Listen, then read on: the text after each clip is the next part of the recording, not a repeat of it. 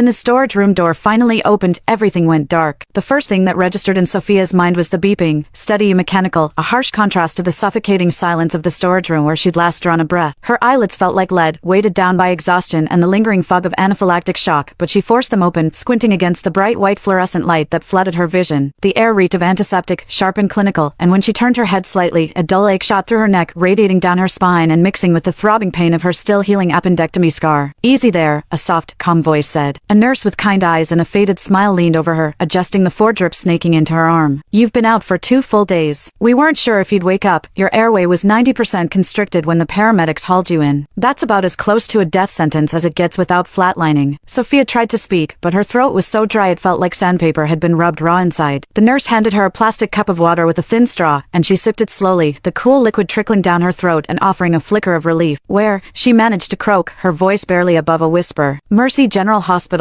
the nurse replied, checking the monitor beside her bed. "We ran your info from your phone, tried all your emergency contacts first." Joel Graham answered once, said he was out of the country with your family and couldn't be bothered to cut the trip short. Said to handle whatever it was and that he'd call when they were back. "Your parents and brother?" No answer at all. "We left messages, but not a single person's called back to ask how you are." Sophia closed her eyes, a cold numbness settling over her chest. She shouldn't have been surprised. This was the 100th time they'd chosen Yvette over her, only this time their choice had come with a death sentence. She'd spent her entire life craving their love, their attention, their smallest crumb of approval, chasing after a family that never saw her, never cared about her, never even bothered to remember she was allergic to mangoes. All the tears, all the begging, all the time she'd buried her own feelings to make them happy, it had all been for nothing. The girl they'd raised beside Yvette was never a daughter, never a sister, never a fiancée. She was just a shadow, a placeholder, something to push aside to make Yvette's perfect life shine brighter. The nurse left her to rest, and Sophia lay there, staring at the ceiling, her mind racing through the events of the past few days. The searing pain of her appendix bursting, the panic outside the operating room as she called every number in her contacts and got nothing but busy signals and ignored calls, Joel's text telling her to stop being dramatic, the way she'd signed that consent form alone with a heart that had already started to break. Then coming home to find Joel's arms slung over Yvette's shoulders, Joshua's cruel accusations, her mother pressing that mango juice into her hand like she didn't know it could kill her, her father screaming about her attitude, Yvette's fake sympathy with that smug glint in her eyes. The yank of her hair, the fall down the stairs, the storage room door clicking shut, the way their voices faded as they left for the seafood restaurant, Joshua's text banning her from Aurora Bay. The itching spreading over her skin, her throat closing up, the terror of knowing she was going to die alone in a dark closet while her family celebrated. She called 911 with trembling hands, barely